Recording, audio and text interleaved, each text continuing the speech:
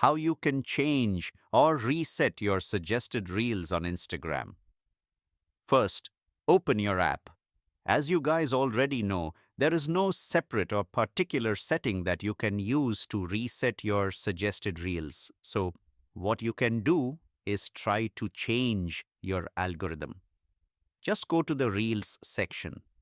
Let's say if you don't want to see a certain type of Reels, what you can do is tap on these three dots right here and just simply tap on not interested.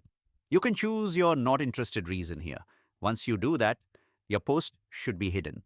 If you scroll down and let's say you don't want to see another type of content like this one, just tap here and tap on not interested. This will be hidden. It will not be an instant change.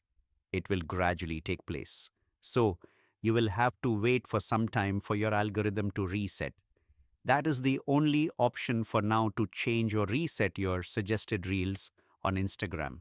If you like a certain kind of post, you can just like it.